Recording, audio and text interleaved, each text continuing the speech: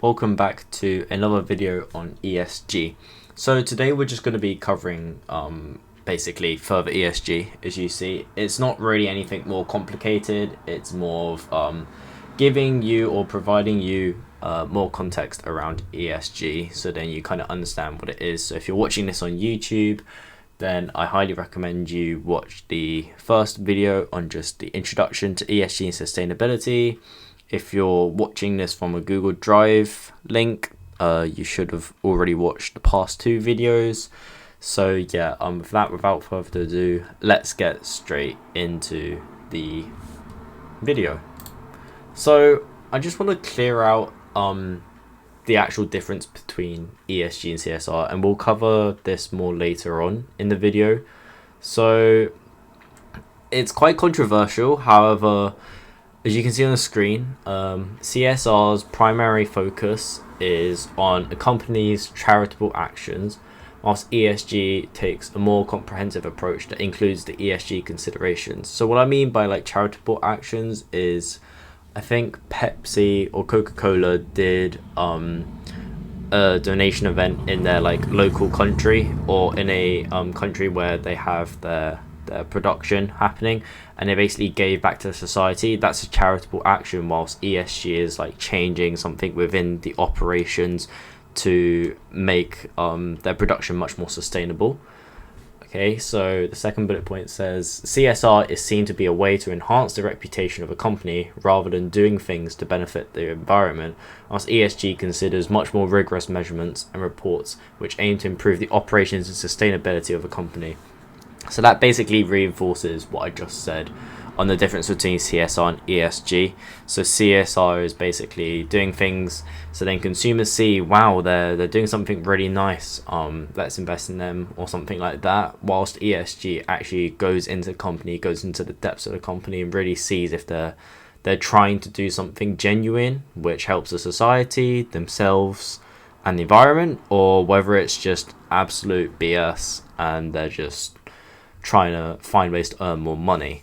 So to reinforce that as well, ESG's main objective is to integrate sustainability into the core operations of the company. So if you didn't understand really any of that, the key takeaway with this would be philanthropy programs, which is CSR, basically the charitable actions, focuses on alleviating existing issues, whilst ESG focuses on the dynamic run of a firm, so like the long run of a firm, through integrating more sustainable practices in hopes of improving environmental and social issues. So just a few key reasons why ESG is advantageous is risk management, competitive edge, regulatory compliance, access to capital, and stakeholder engagement. So I've just given like a little bit of an explanation after all those key reasons. You can have a read through them. They are kind of quite self-explanatory, so if you have any questions, just message me or put down the comments below, and I'll just pause here for a moment. So I just want to also go through the frequent issues that ESG actually deals with. So not the problems with ESG, but the problems that ESG can deal with and make better.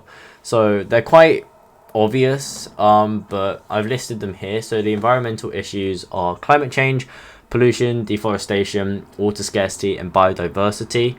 The social issues are labour practices, human rights, diversity and inclusion, and community engagement.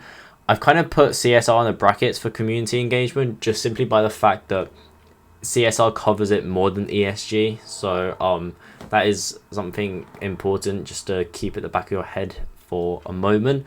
But yeah, ESG does cover community engagement, and governance issues is board diversity, executive compensation, anti-corruption policies, and cybersecurity. So for people who are not too sure about board diversity, it's like literally talking about like the people in the board, like gender equality, race equality, things like that, because the more diverse your board is, the more input you can have, different perspectives, which can then also help to increase profits in the long run. So just another thing, difference between ESG and traditional investing. ESG considers environmental, social, and governance factors on top of financial factors such as revenues, profits, cash flows, and the typical basics. So ESG-based companies not only typically perform well or better financially, but they also alleviate issues such as labor diversity and anti-corruption policies, which is kind of what we've just been going through this entire time. And ESG investors take a much more holistic approach as they prioritize ESG performance over financial performance. ESG investors like seeking both financial, so interest changes, credit risks and futures, and non-financial, so sustainability and ethical practices risks. So ESG investors like seeking both financial and non-financial risks. ESG investing also focuses on the long game return on investment whilst promoting positive change to the environment and organization. So you can kind of see how ESG investing can be much more beneficial compared to traditional investing, which may just focus on financial performance as opposed to external factors. And there's always been this debate how in investment and finance there have been exogenous factors which do impact on final decisions of investments and things like that, and ESG really does consider these external factors quite effectively in quite a good context. Instead of just taking random things like the news into consideration, it really does take the whole firm's operations into consideration. So you're not just getting outsider kind of opinions, but you're also getting operational opinions too. There is, as I said earlier, a controversy over ESG. People have said that ESG is simply the evolution of CSR. CSR covers things that ESG totally misses out on, which I totally disagree on. As I said earlier, just keep that charitable events basically in the back of your mind, because ESG does actually cover that. And some people just simply say they're totally different things, which I do agree on to a certain extent, but not really. But again, it is so controversial. No one's opinion's wrong unless you're just basically blabbering about, I don't know, video games instead of CSR and ESG. Your opinion will be correct. So I also saw this image on LinkedIn, which kind of shows that they kind of coexist between each other. So you kind of need both. Like, one can't really run effectively by itself. Although ESG takes a higher proportion of responsibility and effectiveness, CSR is certainly needed. So yeah, that's just something for you guys to think about. So do profits really increase over time with ESG practices? Well, yes and no. You can argue for both sides. I would argue for yes, just because there has been statistics recently that have proven that, and I'll show you them right now. So you have this, which basically shows the performance of ESG, and basically it kind of suggests that as ESG grows, the company value actually grows.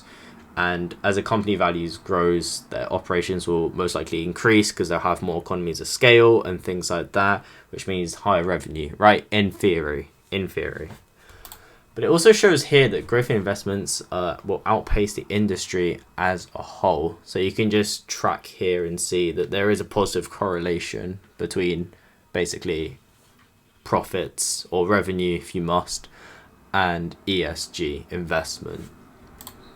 So that's basically it. It's quite controversial again because ESG is so new. There hasn't been enough statistical analysis yet to really prove anything. However, at this moment of time, it's kind of shown that ESG has obviously got a positive effect on profits, which is why we're studying it and discussing it right now.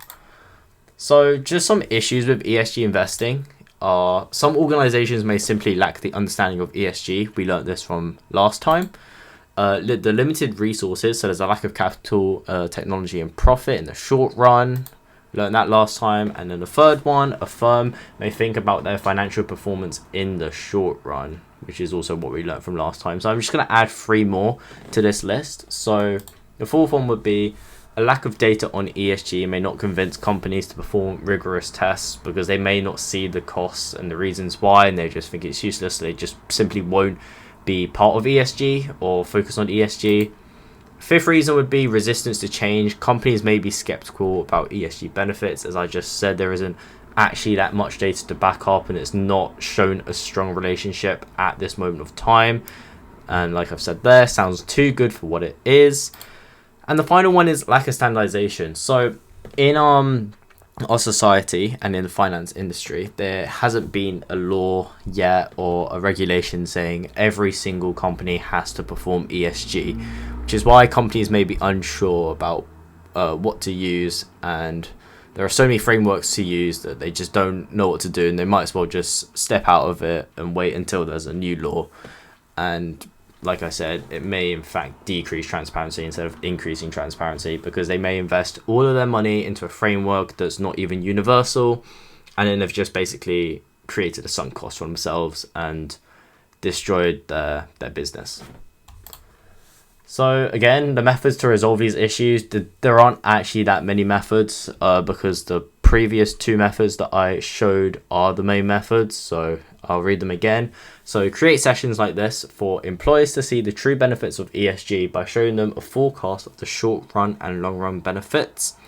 And then the second method could be smaller companies such as startups don't have to make changes to production, but focus on minute aspects of production such as not using non-recyclable plastics in packaging and allowing employee amenities which maintain personal and work happiness.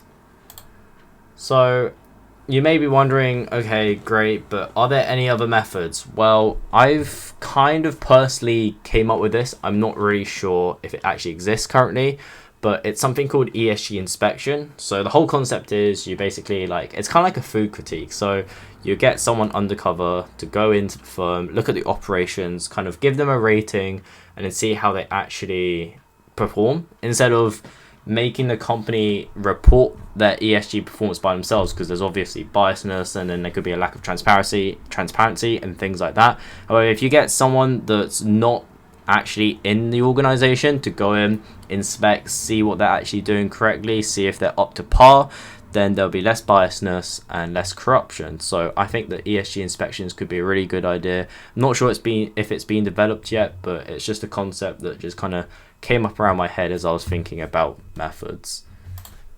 So yeah, that is basically it for the further ESG video. Hopefully you've enjoyed and understand more of the basics of ESG. If you are part of my team, there's a fourth and final video on how to write an actual ESG report breakdown, so stay tuned for that.